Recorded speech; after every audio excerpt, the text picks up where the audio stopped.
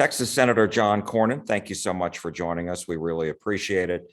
First, wanted to ask you just about the tragic news that we're hearing about in San Antonio, where now 50 people have died after being discovered in the back of a tractor trailer. Well, Jack, 4 weeks ago, the shooting death of 19 children and 2 teachers provoked a national response and revulsion and a demand to do something. You would think that at minimum, this would provoke a similar response and that the Biden administration would do something to secure the border and would stop this uncontrolled flow of drugs and migrants across the border. This is very predictable because these drug and human traffickers care nothing about the humanity of these migrants. They're a commodity, they're a way to make a buck. And unfortunately here, the results turned out tragically. Well, given what you did with the gun legislation, I'm wondering, is that possible on illegal immigration? Well, we've tried before, and I'm going to keep trying. I've introduced a bill, I think you and I have talked about it before, called the Bipartisan Border Solutions Act, which Senator Sinema, a Democrat from Arizona, along with Henry Cuellar, a Democrat from Laredo, and Tony Gonzalez, a Republican from the largest border district in the country, have introduced and offered up as to whoever might be interested in working with us. But unfortunately, the Biden administration seems to be completely paralyzed by its base, which doesn't believe in any kind of border controls. And that's been the problem. Maybe this will shock the conscience to the point it will actually prompt some action. I certainly hope so. Let me ask you about the gun legislation that is now law. And I'm wondering, what was the key for you and the others getting this passed really very quickly? I mean, in a month's time since the tragedy in Uvalde. Well, this subject matter is not new, but we certainly wanted to try to respond responsibly. I think what differentiates this from so much of what happens in Washington is people actually wanted to get a result. President Biden said, do something. And what we knew we had to do is something that would actually pass. Frequently in Washington, people, they file bills or they make statements based on the political value of it. Others say, well, we want to actually get a result. To their credit, the Democrats in the Senate wanted to get a result, and so did Republicans. And this is what we were able to produce. The single largest investment in community-based mental health care in American history, money to harden schools and make them more safe and secure, as well as to try to provide some enhanced review, background checks under existing law of a cohort or group of individuals that unfortunately is part of a all too common profile for some of these young shooters. So this is what we were able to come up with. What politics, it's the art of the possible. If you say, well, I'm not interested unless I get 100% of what I want, you ended up with nothing. And here we thought nothing, I thought nothing was an abdication of our responsibility. I noticed on Twitter, you were really providing a lot of context after the bill passed at exactly what it says. And talk to me a little bit about the red flag law portion, because this is where Republicans really push back, many of them, and express concerns about it. So what does this do and what does it not do? Well, red flags are part of what's called generically extreme risk protective orders.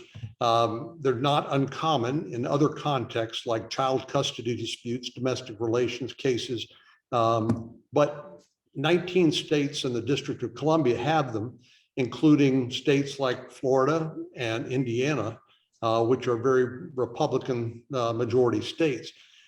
Texas does not have one.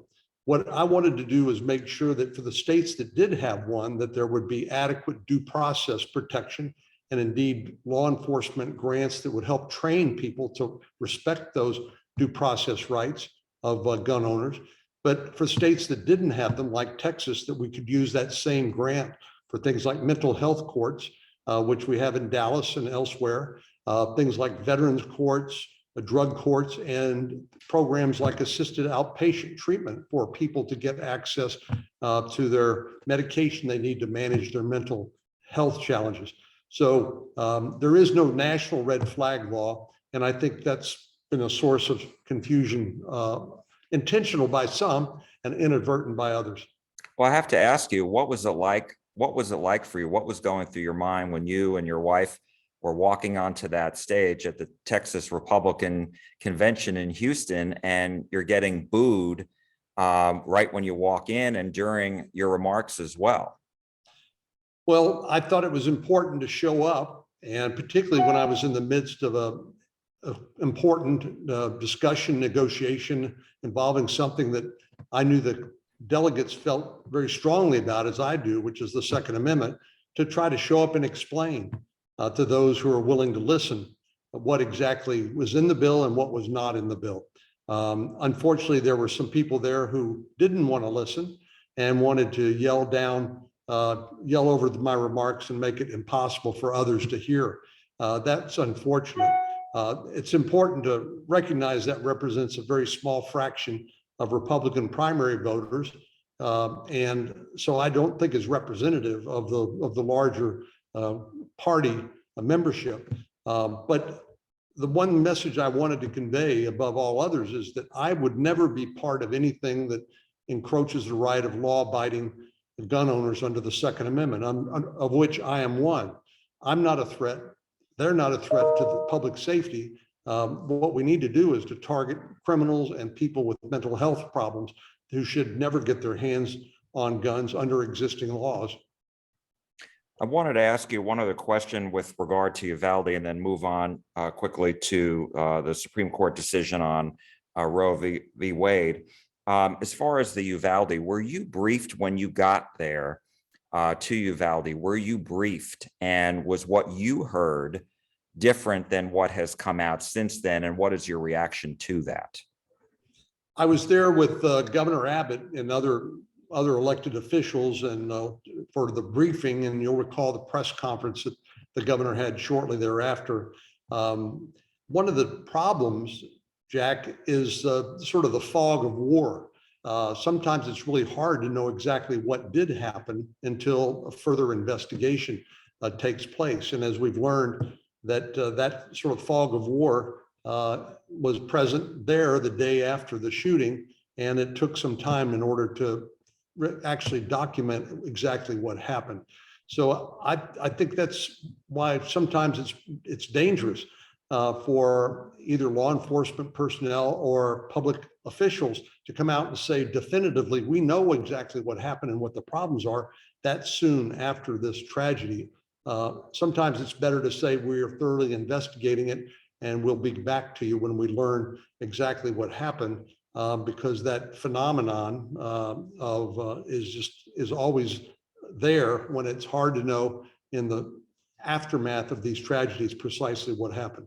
Who briefed you? We were briefed both by local law enforcement, by the Department of Public Safety, and the mayor was there, the county judge was there, just a whole host of people. There were probably about 50 people in the room, including statewide elected officials like the governor, lieutenant governor, the attorney general, other members of Congress like Tony Gonzalez and myself. Senator Cruz was there, of course, and that's how the briefing went down. Let me ask you about the Supreme Court's ruling to overturn Roe v. Wade. You agree with it? I do.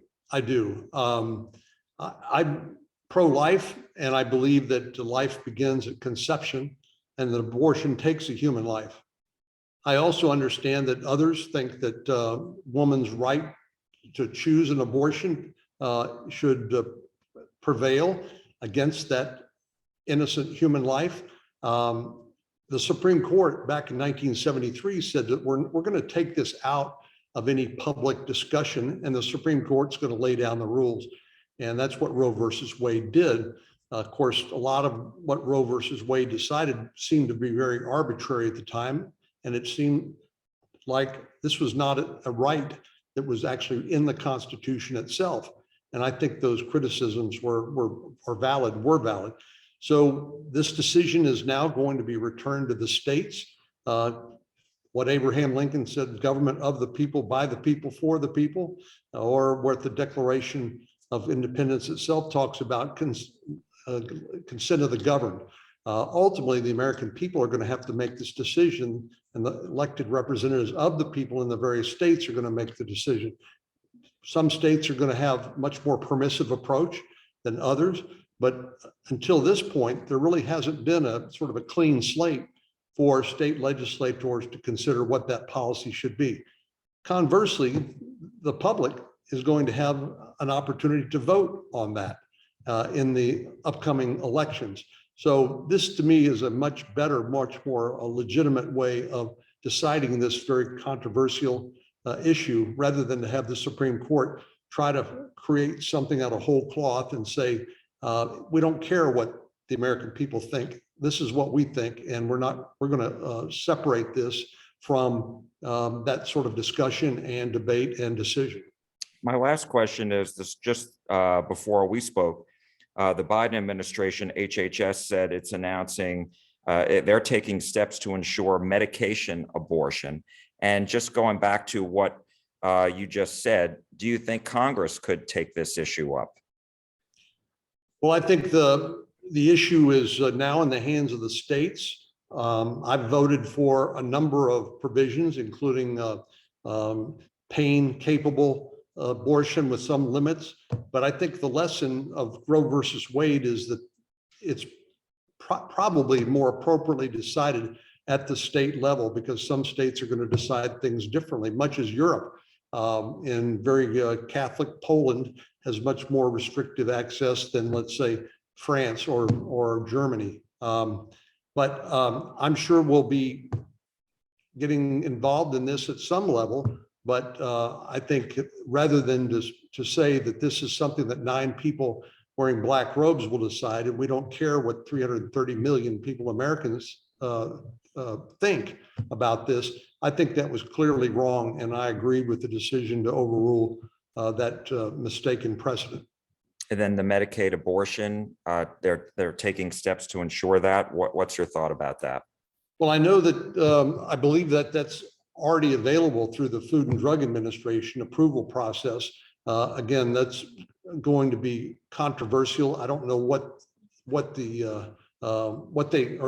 intend to do above and beyond what they are currently doing. I think it's we have to be careful too, because for people to self-medicate and to induce an abortion can be a dangerous thing for the mother, and certainly the unborn child itself. This is going to continue the discussion in a different context, but I will see what the Biden administration is proposing. I personally am pro-life, as I said, and I believe that life begins at conception, and I think abortion is taking of an innocent human life. So obviously, I'm not a fan of chemically induced abortions either. If I may just ask you about the Texas trigger law, which bans most abortions, with the exception of the life of the mother. Where are you on that? Well, I think, again, the Texas legislature was legislating in the face of the Supreme Court precedent that's basically said, we don't care what the American people think about this, because we, the Supreme Court, have decided.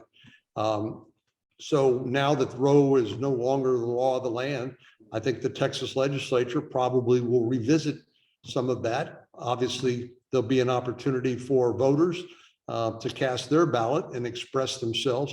And that, again, I think is a much better way for these sensitive and emotional issues to get resolved, rather than the Supreme Court said, we are 9 judges, unelected, unaccountable to the people, who are going to make the decision. I think this is a better way to go. Texas Senator John Cornyn, thank you so much for your time. We really appreciate it. Thanks, Jack.